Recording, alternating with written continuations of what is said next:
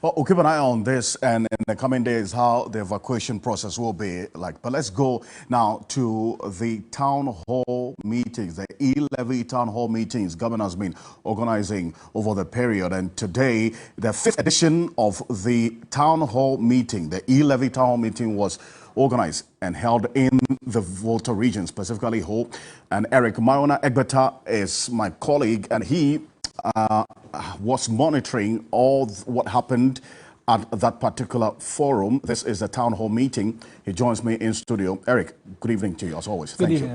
Great stuff. Now, you watched what happened, and what are some of the key issues that dotted the submissions of the many people who addressed the town hall meeting? Well, the issues largely have been that which have transcended all the four before this one, issues of accountability for the many Ghanaians who have taken the position, who don't want to pay the E-Levy, issues of accountability, what the monies will be used for, amongst other things. And then they also ask questions as to what next if they decide to pay. They raise questions about corruption and the likes that have been witnessed in the past, and monies that have not been seen to have been used for anything. And so most of these things were what littered the conversation, and the finance minister's continuous question or quest to ask Ghanaians to burden share in the development of the country. And so those were the main topical issues that dominated the conversation this afternoon. And I witnessed the reactions as well that came in. But look, this is the NDC stronghold. I'm talking about the Volta region, who specifically being the central point here. We cannot take that away from the equation of analysis or trying to be able to look back on what happened today.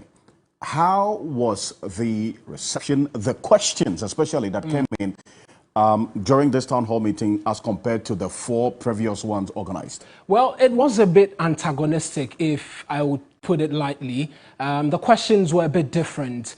We've seen in different places where people take time to commend government and seek to say that, well, if there's a lot more explanation, maybe people will be more receptive of the bill which is currently in Parliament. This was a bit different. People sought to ask probing questions. At some point, it was a bit confrontational because they were seeking to drive home their point, and the information minister was also seeking to sieve through some of those questions which were asked and ensure that questions which were asked were factual. We can just take a listen to a brief excerpt of that interaction.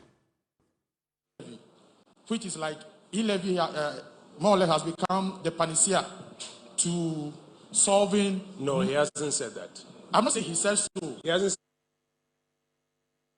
said it's a panacea. I'm saying... But I'm just interrupting you. Sorry, I'm just interrupting you because, you see, for some of these things, the moment we don't correct it, somebody takes it home. That is a suggestion we are making. The very reason why I said this is that per every government agency, it's like E-Levy is based on that. For example, our brother Pius talked about the youth, National Youth Authority. Without E-Levy, maybe his authority cannot function well. He didn't say that, by the way, but you go ahead. He did in his No, he didn't say that, but you go ahead. Well, Honorable Peter made us to understand that E-Levy will help in facilitating railway to go through to Hogware and all that.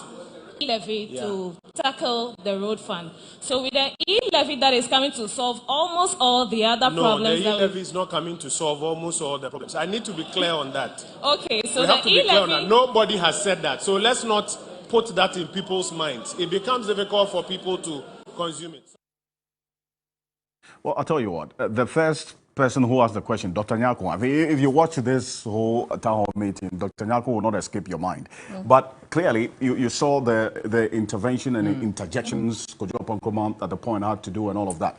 It defines the atmosphere and what exactly happened there. But how did all of this conclude?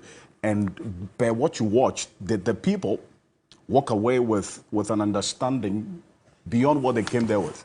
Well, it will be difficult to arrive at such a conclusion, just looking even at the interaction that was just played for viewers. But the leadership who were present had a fair understanding of this, and it was for which reason the CEO of the National Youth Authority, Pius Enam Hajide, had reason to try to drum home further the need for the individuals present not to look at this from a political lens, because this is the stronghold of the NDC, and so he sought to bring in inferences where the Keta tidal sea waves and the narrative that was created that they were abandoned by government and for which reason they'll be a bit antagonistic to this levy. He sought to drive the point that they shouldn't look at this levy as something like that, and that this is what is needed to ensure development.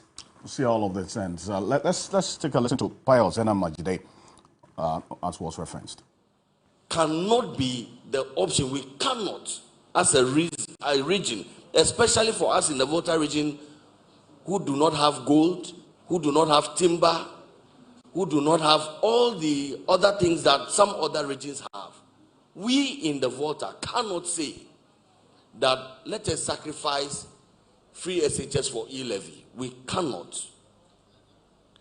And I want to plead that when we have this conversation, probably many of us here might have voted for the NDC. Of course, they want the popular votes in the Volta region. So when my brothers come and they say that, oh, tidal waves happened to our brothers in Keta, and and all of those, we want to press emotive buttons. We want to deviate from the cracks and gravamen of the discussion that we are having. And we want to now appeal to people's sentiments. And we want to incite the NDC part of us into the conversation. We will blur the conversation and we will misdirect where we should.